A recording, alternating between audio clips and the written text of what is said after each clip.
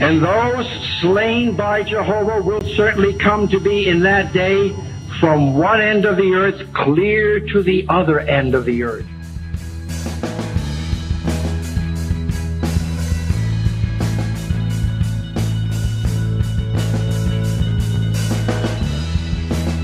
Scott Holman, thanks so much for coming on to Talk Beliefs all the way from Los Angeles, California. You are a former Jehovah's Witness and the director of the newly released documentary Witness Underground, which follows a group of ex-JWs who use their love of music to heal from their journey out of a high-control religion. So how are you doing, Scott? The Kickstarter campaign really catapulted Witness Underground into the stratosphere and gave it a great start. So how has the documentary been received? Thanks, Mark, for having me on. Yeah, the documentary has been getting a lot of more views. So that's been a huge thing right after, during and after the Kickstarter. The Kickstarter was kind of a pre-sales, but as far as reviews, we've actually been sort of putting it out into the world slowly over the last 3 years. And it sounds, I don't know if anyone knows how film releases work, but we went through the film festival circuit. So we got quite a number of thousands of views, and I got quite a lot of feedback through that. And I've also soft released it on the Patreon that I have. So the patrons that are there have been giving me feedback on the movie. And generally, it's mostly ex-JWs, but also others. General public is our main target audience. Ex-JWs meaning ex or former Jehovah's Witnesses. And they often write in because it's like, they'll say things like, this is the first time I've ever seen myself on TV. This is my story that you captured. How did you do that? It's amazing. Thank you. It also triggered me and I cried 4 times. Or they've watched it 3 times and then every time they invite a different group of people over. So it's got this really powerful effect, especially on people who went through something like that. Okay, before we explore the documentary and how it came about, let's dive into your own ex-JW story. Scott, you grew up in Wisconsin, a long way from where you are now. Was your family religious right from the beginning? My earliest memories have nothing to do with any religion. It was my grandparents who, in their retirement, like I didn't even know them.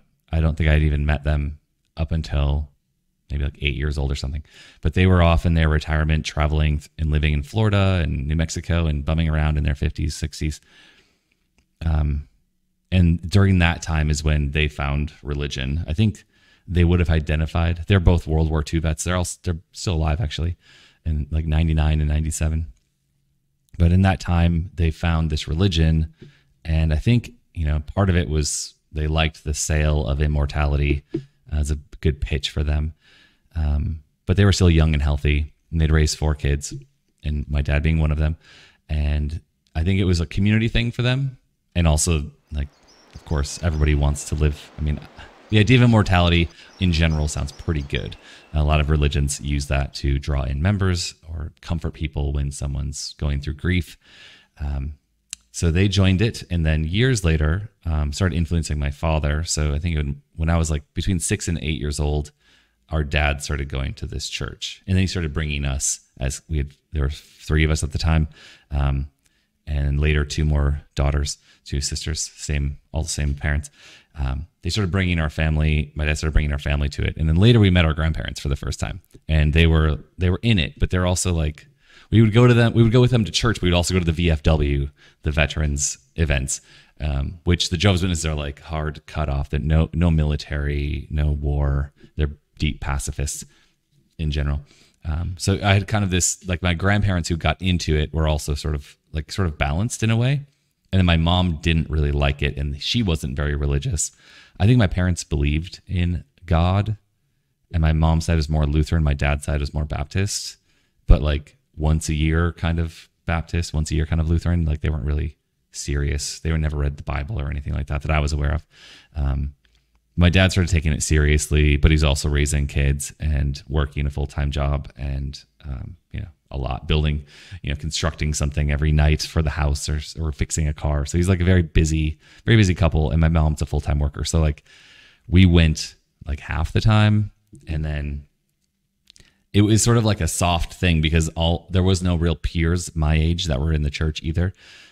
So all of my friends were outside of the church, and my family on my mom's side were local. So we would hang out with them, and I had like 10 cousins or something. Some pretty, it always felt like a huge amount of children to run around and play with. And none of them had that religion, Jehovah's Witnesses, and they weren't that serious about the religions they were in either. Like one cousin who went to some Lutheran thing that was like a community thing for him after school sometimes. But I was very exposed to like all the things, and like for the most part, Witnesses have a hard cutoff on, you can't really celebrate anything. Birthdays, Christmas, most people know that. Most people know them for knocking on your door. They're globally known for that. But there's like no holidays. So like imagine that. So that was like, I remember my last Christmas. My parents are like, here's a pile of gifts, kid. Like, but we have to talk to you before you open them. And it was like, this is the last time you're going to get a pile of gifts on this day of the year. You're still going to get gifts, but not like this. And it's complicated. Well, you're still going to get gifts. Don't worry about it. Enjoy the day. But it was like, what's happening right now? Why is there a speech before present opening? And then it sort of was like,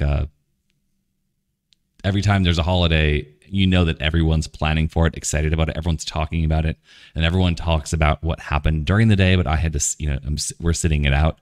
I'm sitting it out. And then like everyone's talking about how fun it was after. So like every holiday is like 2-3 weeks of discussion and excitement and storytelling. So living through every holiday from like 8 years old is when my parents how old I was when my parents were taking it seriously, throughout my whole teenage years of like formative years without any of the social norms. You can never go to your friend's birthday party. And it's all, maybe it's fine if you're like deep in the culture and you have friends in that culture, but being outside of the normal culture and made to be separate. And it's not a daily thing when you're a little kid too, because like in school in the USA, you have to say the Pledge of Allegiance to the flag and the country as a nationalistic act. And if you don't do it for a religious reason, the teacher will send you out of class and make a deal out of it. So every single day I was made to feel separate, but it was sort of like, I have to do it. And the teacher's like, out of respect for your parents and you as a religious person, please leave the room. And then they begin the thing. And it's like, it's like a walk of shame every morning. So that kind of difference and separation like starts to form you and makes you think about things that are a little bit too heavy for a kid. So that was the kind of stuff going on. Your life growing up, JW, wasn't as full-on and strict as others in your congregation, and you were able to enjoy a fair amount of freedom, but that also allowed you to observe the more hardcore congregants around you. So what is your take on the JW world and the people who adhere to it? It's a great question. I mean, that idea has shifted over time a lot. They have this way of seeing themselves as better than everyone else.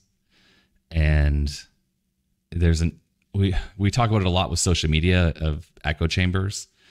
So if you're totally separate from the entire society that you're kind of a part of, I mean, they're not totally separate, right? Like Amish are totally separate. The Hasidic Jewish community are very separate, speak a different language, even have their own schools. Witnesses are integrated in that they go to a compulsory education. They're in society. They're down the street from your house right now. Basically, in every town in the world, every city in the world, anywhere Christianity exists, Jehovah's Witnesses also exists as like a parasite. But they think that they're better than all Christian religions. And they spent the last 140 years, they're like 1887, I think is when they began. As a general, the leader began the thing then.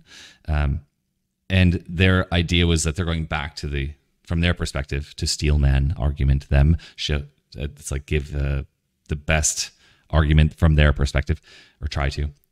They believe that they are going back to the core original Christian doctrine, and because of that, they do read the Bible. They have their own version of the Bible, which is not respected, but for the most part, the ideas are there, and they understand it. probably more than most Christians, unless like person's really devout and they read a lot too. Jehovah's Witnesses do understand the Bible, but they believe that they're better than everyone, and their religion spends a lot of time in. They have 5 meetings a week. I think now it's 3. They canceled one of them a few years ago, but it's a lot of time you spend in their religion, and they spend a lot of their time and effort talking about what other churches believe and what scriptures they use for that, and why it doesn't make any sense. And they try to use logic, and they commit a lot of logical fallacies that are things like straw man arguments and appeal to authority. And there's like 35 of these that are globally known. Jehovah's Witnesses don't know any of them, but they think they're better than everyone. They put everyone down. And then kind of the things I was just describing about the kids, like when you're raised in it, that separation, what they're doing, the preaching work, and those, like, you're not allowed to celebrate all of the common cultural things in your area or your region. What that's really for, I mean, they'll say that that's for a pure Christian or a true Christian or God's true people would not do those things because they're based in something not the Bible, or they're not from the source of the Bible. They're invented by man, or they'll make up a reason why historically, and disregard it as valuable to society or to your life. What it really serves to do is it creates a persecution complex where I'm, for not saying the Pledge of Allegiance to the nation, I'm not in support of my country, and that makes me separate. And then people will say negative things about me, and then I can then later come back and say, you're attacking me for my religion, and that's you're persecuting me. So they use that. Or if you're going preaching and someone doesn't want to be woken up on a Saturday morning with their doorbell ringing 10 times with a message about the Bible, and then they're mad, like, what are you doing? This is my day to relax, that kind of thing. And then they go back, frustrated that they, like, shamefully, they might feel shame naturally, as you would for, or bothering someone from their time with their family or something. Or even just like, why are you trying to get me to convert from my religion? Any of those types of situations are daily with this religion. If you're preaching, you have to go, but it's like at least once a month, or at least like they try to get 10 hours a month. They want everyone to have that minimum. That was until recently. They actually just changed the rule to just say that you did some, but then you go back to your car group, or you're walking through the neighborhood group, and you're like, oh man, that was really hard. They're like, well, you're doing the right thing, And so then you're getting this positive reward from your in-group, even though you're getting this like negative feedback constantly from the general society. And so all that serves to create a feeling of being persecuted. And everyone's like, yeah, we must be God's true people because we're persecuted. They don't ever help anyone. They don't help as a charity. They have charity status, and they don't have to pay any taxes in every country in the world. That's changing. Norway is doing a lot of work to get them removed. Right now, there's a big court trial, but they've never helped anyone. They don't even help their own members with anything. Like if you're going through a hard time with healthcare, financially, it's like the best thing that could happen within that culture is that someone in the religion actually likes you and feels pity for you and then helps you. That's like the religion's not doing anything. They extract money. They don't use it to help their own community. Even if the whole community comes together and like builds a building for the church, the actual, they call them kingdom halls, their church building. They donate the materials, their time, their effort. They maintain it for decades. The religion will just sell it, and then they don't know what they do with that money. They always say it goes to the global preaching work or the global salvation of humanity, whatever language they want to use to talk about what they do. But they're really just going to sell that building and then use that money to pay like a child sex abuse trial that they're trying to keep secret and pay hush money. But it's millions of dollars every year that goes out into those things. But people are giving their last $10 a month to this thing and maintaining and spending their time on it. Yeah. And then like, so they used to be this, what they're known for is what we were saying, the preaching work, and like they're a book publishing company. So they're known for pushing literature on people. Often they give it away for free, but they're asking for donations. But they, in the 80s, 90s, when the internet was new, when I was growing up around this faith group, they would say like the internet is dangerous. You can't trust it. It's filled with lies. especially about them. And they like to talk about that a lot, even more, especially now. But at the same time, they were like, don't use the internet. And then social media became a thing in like Web 2 in around 2000, early 2000s. And so they're like, don't use social media. Facebook is not okay. At the time, MySpace, not okay. And they made a lot of big stink about that for a couple of years. And then they went around and made a website. And now everyone like wears a URL on their shirt, and they walk around with, they have a big logo that's just like a website. So they almost worship a website at this point. It's very strange. And they also railed against televangelism all throughout my childhood. And now there's like 9 members right now of their leadership, and they have a TV show. It's called JW Broadcasting, and they make really terrible music videos and like really just weird stuff and the most boring sermons ever, like the worst televangelists ever. But now they're televangelists, and that was the thing they hated back in the 80s and 90s. And now it's like, that's all they do. They run the website and they have a TV show. It's like, what is this thing? Oh, and no books. They're a book publishing company, but everything's an app now. Everyone goes to church with their telephone or like an iPad or a tablet, and they do everything on there. It's such a weird, like, other religion from what it was last century. A lot of all the same control stuff is still there, and all the persecution complex is there.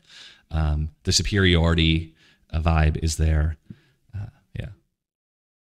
Well, it was during your teenage years in the 90s that you started to hear about other witness kids who, like yourself, were into playing music, specifically rock music. And all of this is what led to the documentary later on. Isn't that right? That's right. Yeah. So I had a deep love for music, and it started with my older brother. He was into like the grunge era and hip hop from the late 80s, early 90s. And he had that. We were always filling the house with music. And it wasn't just him. My dad had a huge LP record collection, vinyl collection. And even 8-tracks that he had bought, like a crazy 8-track collection and a whole amazing setup, which is a little bit dated. It's from his 70s teenager years before having a family. So we grew up with a lot of music around, and there's always a radio on. There's even there's a radio playing 24 hours a day in our garage, like classic rock and rock and roll, hard rock. My dad loved that. There's a band in our family, an unspoken rule, like country is off limits. So I grew up with music around. My older brother had a drum set. He kind of got whatever he wanted from my parents, first child thing. And I never really wanted for anything. I would just like played with his old stuff. And he got into computers, and he was just always pushing to the next new cool thing, video games. But I got into music. I played saxophone, and then the Nirvana Nevermind album came out. And that somehow just like triggered me into like, oh, whoa, this is the coolest thing in the world. I love Pearl Jam like my brother and these other 20 bands that he's into and the hip hop we've been listening to. But this thing is, I need to get a guitar. And I was like, anyway, there's a whole backstory with music, but I got into playing kind of punk rock, grunge, alternative, heavier, distorted music. And I bought all these albums, and I was like addicted to the thing. And then my little brother started playing my older brother's drum set. And so we were just like making noise in the basement constantly, his house in the countryside. And I don't know why our parents were so tolerant or why they ever would buy a drum set, but as parents, it was awesome. And we started playing music all the time. And that was sort of when my little brother and I bonded in a deep way. We were always fought before that. But yeah, so that was happening. But at the same time, so now I'm like 14, 15, 16, that time frame. We started going to shows and seeing local bands. And there's like a music festival in Milwaukee, Summerfest. That's really cool. It's like super cheap for some of the headlining like top artists this year touring around. And it's like a subsidized concert festival for a week with amazing artists. So like our parents would take us down there, my dad especially, see some blues, see some rock and roll, see some like new cutting edge like pop punk or whatever was going around. And we just like were in it. And then once I got a license, it was like, all right, let's go to this concert, let's go to that concert, let's cover this band. And then we started playing like high school things, graduation parties. I ended up playing prom. And this is all with like not Jehovah's Witnesses. This is my little brother and I, yes. Like we weren't baptized in the religion yet. But we were like half taking it seriously, but all of our friends were high school kids that were just into the same thing, skateboarding, snowboarding, playing music. traveling, going to concerts, that kind of stuff. And it was awesome. So like that's like where the, you know, he's a teenager, is far more formative, I think, than your little kid life. And through, like, my dad was like taking the religion more seriously. And, you know, he's worried about raising teenagers.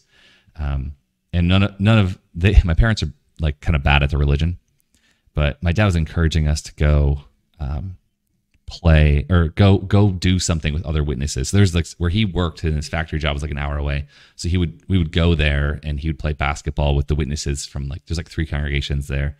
Our county had 1 small congregation. So we go there and there's other witnesses, and he wanted to play basketball and hockey. And so we were kind of dragged along reluctantly to go do that stuff. But there we found, there's like other witnesses who are also dragged along to play basketball who don't want to be there, sitting on the sidelines. And we're like, yeah, I mean, I'll play. I don't care. And they're like, so what's your thing? Oh, I play drums. Oh, cool. Yeah, I play guitar. What kind of music? Oh, this band. Oh, wow. Yeah, they're great. Like, we should hang out. So I kind of made a few friends, and then it wasn't just those couple of guys that I met there, who became good friends. There was like 16 other witnesses that were teenagers in those 3 congregations who all played music. And it wasn't just them. It wasn't like an act of rebellion. It was like, the elders also play music. And like, they're playing like thrash metal and like classic hair band song cover, you know, ballads from the 80s. But it's like, they'd go do a church thing, and then after church on Sunday, they would go to one of the elders' house and like play rock and roll. And while the wives all did something else. And that was just sort of like, oh, okay. I thought this wasn't like a rebellious thing. It was like, it was sort of accepted. But yeah, so I think it wasn't necessarily just my congregation. It was like the region of rural Wisconsin, northern Wisconsin, where there isn't really anything to do. And it's like, everyone knows that like drugs and alcohol, I mean, witnesses drink, especially in Wisconsin, witnesses drink a lot. My parents always had a drink, especially my mom. But it wasn't like, that wasn't the problem. But like, you could overdrink, you could be getting drunk, you could be doing drugs, you could be getting mixed up with like, I don't know, the wrong crowd, they might say. But music is sort of like, you're playing and having fun in the basement for like a lot of hours, and you're developing a skill and a craft that's really respected. And a lot of people there had a big love for music. So that was sort of celebrated in a way that I was surprised by, because I didn't really ever meet any other witnesses that did that. Except there was one guy in our congregation who played drums in a polka band for all the weddings. Like, all the weddings had live polka bands where I'm from, growing up. So I never saw like a DJ until like 1999. Everything before that was like live polka. It's kind of a fun thing about rural Wisconsin. Chicago has a lot of Polish and Germans, and Wisconsin too.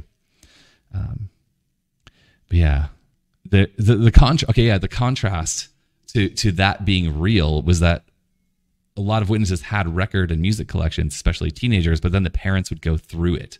So you'd have like a talk from right from the literature, like this is how what kind of music do true Christians listen to?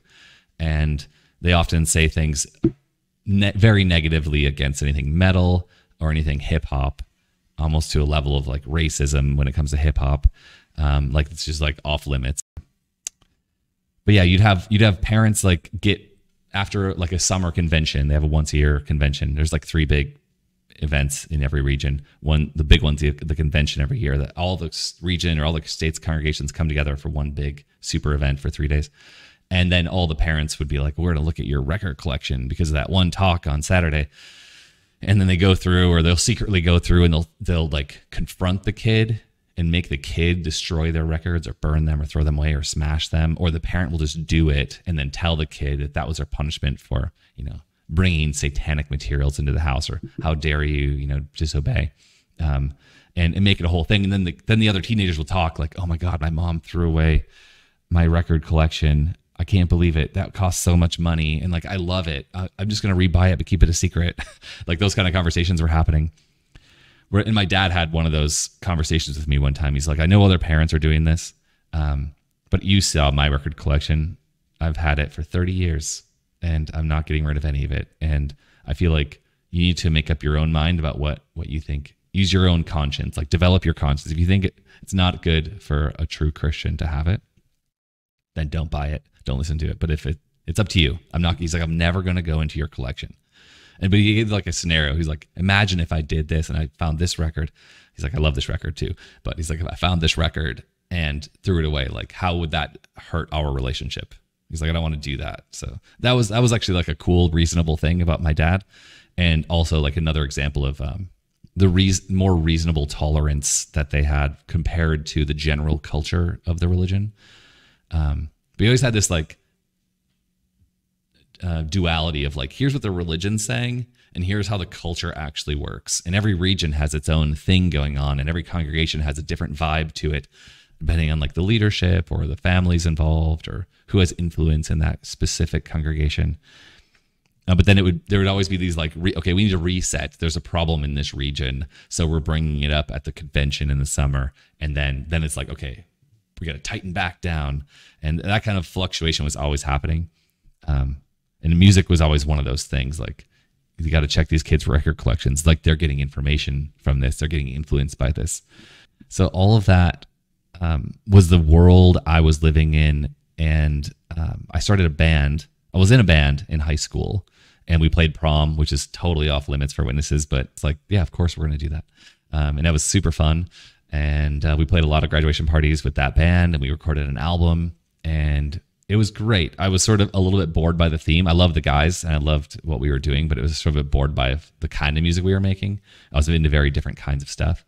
It was more like rock and rockabilly, which I love rockabilly, but it was more classically rock and roll, just pure rock and roll. And I was more into like punk and noisier stuff with more experimental stuff. And then I kind of started taking the religion a little bit more seriously in this phase when I was like 20 at the end of. I left the religion and came back. There's like a whole topic there, but when I came back, I was in that band and took it really seriously. And then I was like getting influenced, and this elder was giving me pressure about being in a worldly band, like a non-Jehovah's Witness band, or having friends at all outside of the religion. And so I decided, okay, the solution to this is make a band of only Jehovah's Witnesses. And I had a few friends in the religion who were good friends. We were playing music already. So I quit my band that I'd formed, and we played together for like 4 years. We just released our album, and we were just touring it around. So that was like stupid timing of a 20-year-old. And I formed my band in the religion. And then through that, I started playing Jehovah's Witness gigs, which are also just basically graduation parties, house parties, summer events, and some parties we threw at our like studio. We had like a whole studio, a whole extra house in the countryside that we made a music studio. We threw parties there, every few months or something, live music. But through that, making a band in the Jehovah's Witness, I met other Jehovah's Witness artists like in another city because they had a website. And then someone in like on the other side of Wisconsin in Madison was like, have you heard about this website? You got to check it out. There's this like group of like hundreds of witnesses who are in bands. And so then I started going to Minneapolis to go to Jehovah's Witness concerts, and met a lot of those people. And eventually I moved there, and I became friends with a lot of those musicians just at the peak of this music scene. And this is what I ended up making the movie about, was the rise and fall of the Nuclear Gopher community, nucleargopher.com. It was like a 17-year-long purely Jehovah's Witness. Like, it was secular. Like, it sounds like I'm talking about Christian or cult music. And in a sense it is, of course, because that's who made it up. But it's like, I was doing this independent thing on the fringes of this society. I was like the only, I was just making music. I was just a kid making music. But like, to discover like, oh, there's people like me who are in this weird society, like a culture within a culture, and then it was like another level below that is like this underground music scene within a cult within the United States, general culture.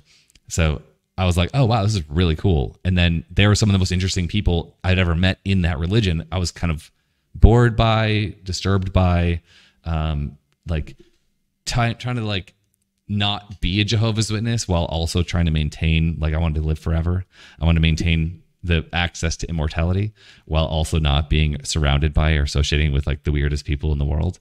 Because I had both, right? Like I knew the difference between like a regular human being and then like a true cult member. And I was like, I can't quite do the full cult member thing. It's really not me. It's really hard to like take on that identity. So I made a movie about it. And that wasn't like an immediate choice. That was like after a decade of crazy stuff that happened after leaving the religion. And I was like, that thing about that music was like, that might help me tell this story I want to tell. But certainly all was not well within the group. Jehovah's Witnesses are known for adhering to their own particular rules and also practicing shunning as a way of punishing transgressors. So can you take us through the series of events that compelled you to leave? Shunning is a big topic, and that's actually what the Witness Underground documentary we made is about. It demonstrates shunning, but why do they do that? So Jehovah's Witnesses essentially cut you off. If you do anything wrong, if you break any of their rules, the worst punishment, but it's actually very, very common, is they'll cut you off completely, like never talk to you again for the rest of your life. And it's very extreme.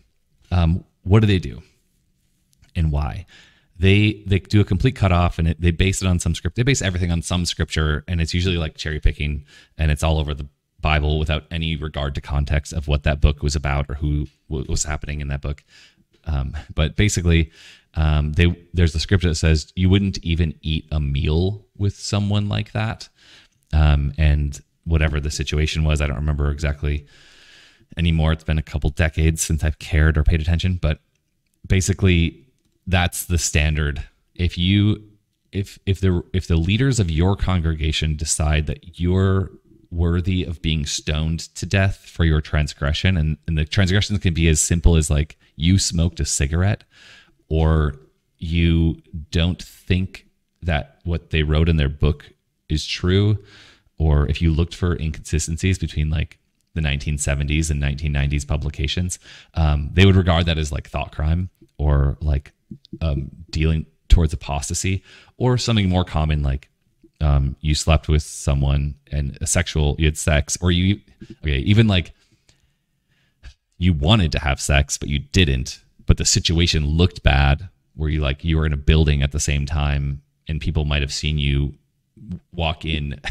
and then in their mind it's like someone saw you two walk into that building separately over the course of hours, and they could have come to the conclusion that you were having sex. So that makes us look bad, and they might think you're sinning, and that makes you blood guilty. And it's like this crazy level of insanity that like you didn't even actually see that person or talk to that person maybe, or like if you slept in the same building but in different rooms, that could be enough to get you kicked out of their religion, and no one ever talked to you for the rest of your life. And the coming back, if you want to come back from getting kicked out, it's like at minimum 6 months, but usually it's about a year of going to church 3 days a week. No one will talk to you there. They'll treat you like you're dead, like you're like there's a Black Mirror episode where like all the people that they don't want to see you anymore, they gray you out. They basically do that in an extreme way. Like if you catch eyes, the person will veer away, like, oh no, I'm not supposed to like acknowledge this person's existence. And if they get caught acknowledging that person's existence, that person can get in trouble and also get that punishment. And it's so extreme. It's like the silent treatment. We do this level of silent treatment to like our worst prisoners in maximum security, and they get stuck in like the hole for 2 weeks or months at a time. And it makes people go crazy because we're social creatures. And that's why they do it. It's like the ultimate punishment is to cut you off from humanity. And I mean, prison in general's that, but like to do it in prison from the rest of prisoners, it's like we at least give prisoners social interactions. If nothing else, mostly nothing else. So it could be anything really. And it's like, if your attitude's not good enough and you did something that they didn't like, if your sideburns are too long, you're like, I'm not going to shave them. And they're like, what are you talking about? You have to shave them. I just told you to. So disfellowshipping is that. There are softer punishments, which are like, you're not allowed to be, you get counseled. I think it's 36% of people are like stay in their religion throughout their lives that are in it or join it at some point. So it's a very, very low retention rate. But yeah. so that's all. That's like permeates the culture. Like, oh my God, that person was kicked out. Like, you don't talk to them.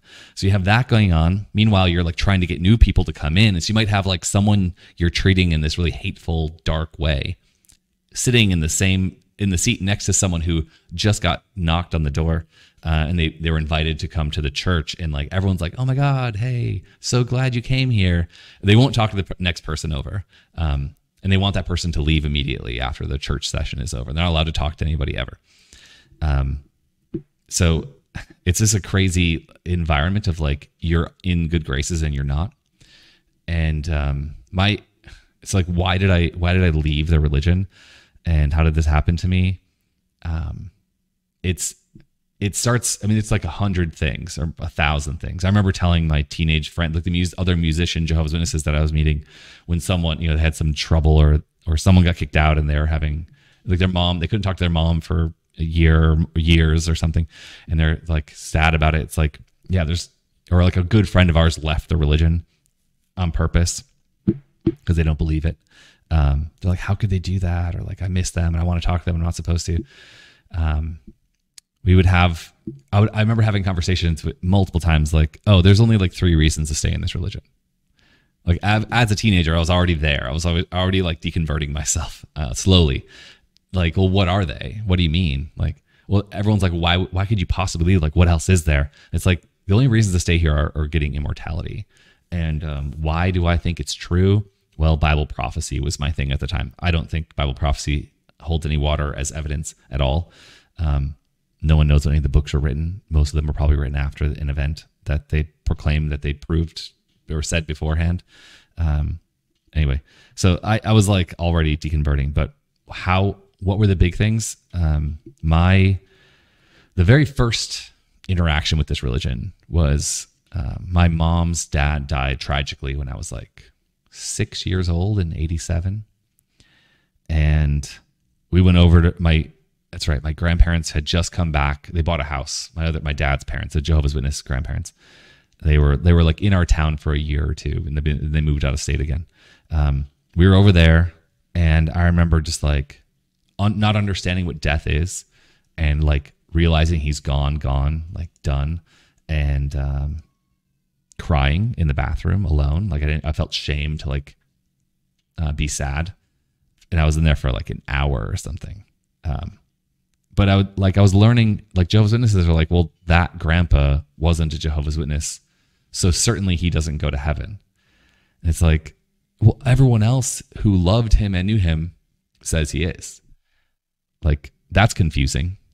So like, they're like, so my Jehovah's Witness families, like my grandparents are trying to teach like how to pray at this time, like early indoctrination phase. This is like the first months or year that my dad was trying to join this religion, and he successfully joined. And they're like, yeah, you have to pray to God this way. Here's the rules. Here's how you say it. Here's how you close the prayer. And so I was just learning how to pray, and I was like, well, hey God, why don't you let my other grandpa in? Like, it seems really messed up that you wouldn't let him in. It's like evil. Like, I don't get it. And I've been taught there's only 144,000 spots. Like, I know there's way more people than that. Like, why wouldn't you do a +1? Like, I want 144,001. Like, let my grandpa into heaven. And of course I didn't, at 6 years old, I didn't really understand the doctrine of this religion, that yes, they believe that there's an elite class who will turn into like super powerful angels and rule over the earth in heaven. That's what they believe the 144,000 are. But what are they ruling over? So they make a big deal out of that in the Jehovah's Witnesses. They rule over a slave class of earthly citizens who will either survive the end of the world, which is coming like this month or in a couple of years.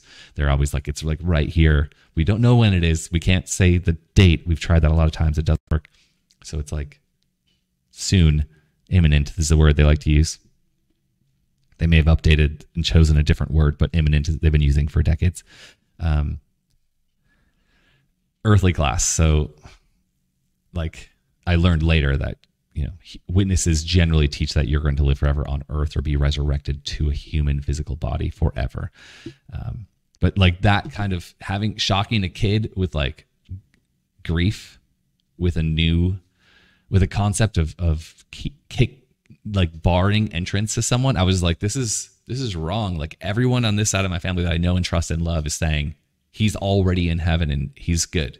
Grandpa's good. And the other side's like, no. Only if God actually liked the guy, then maybe he might bring him back. It's like, that's too complicated. Either he's good or he's not. Like, what's going on? Like, no, he's just in the ground rotting. And it's like, holy shit, that's crazy. That's so dark. And how can you, like, is there any comfort? Like, someday maybe. So that like, I think was a really rough start to indoctrinate a child, is like, you don't really know if you're going to make it, even if you're in this religion. But then, yeah, disfellowshipping. I had a cousin who sinned. He broke a rule. He got kicked out. That was hard because we were pretty close. I don't have any family in this religion or peers, but I had this, like, my mom's cousin's kids. He never joined, but the kids did because their mom did, and they were divorced, and it was like this messy situation. But that cousin was close. He was almost like another set of brothers. There was four other kids, and he got kicked out as a teenager or 20 or something. And so no one would talk to him, and I was like, oh, we have to actually do that. Like, I know we've read about that in our books, but never had to actually, like, cut someone out I've known my whole life for a religious reason to punish him. That's really hard to do, but I was like, I guess I have to do it. And I was, like, struggling with that internally. But then he came over to our house one day, and my dad spent, like, hours with him. And I was like, oh, interesting. So, like, the guy in our family who's trying to take this religion seriously is, like, bending the rule on, like, the harshest part of this religion. And he never talked about why, but I was like, interesting. So then when I was in my band later with the Jehovah's Witness kids that I was playing with, one of those, my other guitarist friend, we did everything together. We played, we sang, we covered a lot of bands. We played a lot of parties together. We were a band. He got disfellowshipped. And so no one was supposed to talk to him, but he would call me, he'd call my brother, call all the bandmates, like every couple months. And it was like, he wanted to talk, and he was a human who missed having friends, and is struggling not having friends. He was trying to come back to the religion, and he eventually did. So he went through the punishment of, like, going 3 days a week. It's like seeing that all happen, but, like, okay, I bent the rule for him, so I would pick up the phone when he called. And it's like, I don't know, there's something about, like, you don't think you're one of those people until you try it, and you're like, I'm still the same person. I just, like, did a different act. Like, am I a different person for doing that? Am I a worse person? But it's like, well, if we can bend the rules, and, like, I don't feel good about treating someone that way, like cutting people out of my life because someone else told me to, that doesn't feel right. So I was like, okay, I'm not going to do that. I'm not going to cut people out. If they want to be in contact, I might not reach out to them, which is part of the shunning. But if they reach out, I'll definitely communicate. So, like, there's always little cracks that are, like, forming where I'm sort of self-realizing and forming my own opinions, where they want complete and 100% unity amongst all their followers. Obedience is really what they're looking for, not unity. They use unity, but it's like, it's obedience and subservience. Yeah. So I called my dad, and I told him I needed to talk to him. And we went to this park down the street from where I grew up. It was actually adjacent to the place where I played my very first band job when I was 15. And we sat in the car, and I said, look, I don't know how to tell you this, but I have to. I don't believe in the truth anymore. I don't believe it's true. And he was crying his eyes out, and it was just shitty. I mean, I felt like I was being asked to just go stab my father to death. All this brings us to your documentary, Witness Underground, a story of former Jehovah's Witnesses and their love of music. So how did this project come about, and what do you hope people will get out of it? After describing all of that background with disfellowshipping and shunning, I eventually realized that I didn't believe most of what they were teaching, and I also wanted to separate myself from it.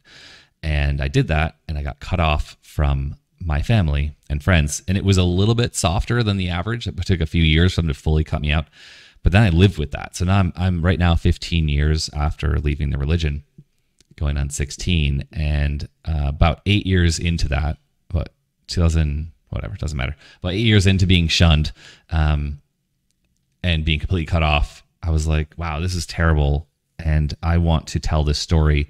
And I kind of was shocked by that. So I ended up like making a big change, and I moved to the other side of the planet. Like when I had like called my Dagobah period. But I developed the filmmaking skills to make a movie. And so I ended up making a series called XW Coming Out that led to crowdfunding this film. And we went and shot the film and edited it, went to the film festivals. Witness Underground is the name of the movie, witnessunderground.com. And it's about my experience being shunned by my own family, which I didn't really even expect, because my family was kind of not that good at the religion and not really taking it that seriously, skipping meetings, not doing most of the things. Some aren't even baptized. So to have that happen to me, I was obviously like, that's normal within that culture, but I was like, whoa, this is so harsh and crazy. And it, it's in my late 20s when they started doing that. And it was like, I haven't been in your state for a decade, and now you're like digitally deleting me from Facebook and making a big thing about it. So I wanted to discuss in a deep way that I hadn't seen before how shunning works, but in an entertaining way that connects and humanizes the cult lived experience through the eyes of musicians. So I reconnected back with a lot of those musicians back in Minneapolis and my home region, who also had left the religion and made amazing art. And we had already been doing stuff together, and they were like I was using their music to soundtrack my project that was interviewing former witnesses YouTube channel. And that was really exciting and fun. And I was like, wow, this is like a story that really brings all the pieces of my youth and creativity together. Because I didn't mention before, but I was in like a documentary program in high school, and then I worked at a TV station, and I went to school for photography. So all that was happening while I was a witness. And I was also a musician through that whole time, making art and being in bands and touring and helping host music festivals and stuff like that. So to like bring the Jehovah's Witness musicians, former Jehovah's Witness musicians that I had met in the religion together, and I developed I spent like 8 years in filmmaking, living abroad in Asia and then back in Denver doing some commercial work, and I brought all those skills together, and I wanted to make this thing that's like deeply demonstrate. First, it does three things. It shows the music scene in the religion. And it shows these people, we interview them discussing what their lives were like in the religion, and then like what was happening. Like they're starting to hit the bars of their cage and realizing that they're sort of trapped, and they don't really want to be there anymore. And then it's like demonstrates their disillusionment of faith, self-realization, sort of like, I don't like to use the term waking up, but like they had these amazing revelations for them, for their moment of that in that moment of their lives. And without giving any spoilers, we demonstrate shunning and how dark it is, and like the people in the religion doing what they're supposed to, and how that made the characters that you've now loved in the movie, how they felt, and how other people thought of that. And then it's sort of like, okay, well, what's after that? Like, how do you go on after your entire life is ripped out from underneath you? Losses of innocence, family, friends, spouses, like all these crazy things happen. And it's like, it's today. The punishment's 100%. So showing that in a way, but also like demonstrating the rise of like finding your voice, and the demonstrating also how trauma and from emotional abuse, which is what Jehovah's Witnesses are so good at, shortening that, the healing from that, using art and music and self-expression. So Witness Underground is the movie. It is available on Vimeo on demand and our Patreon.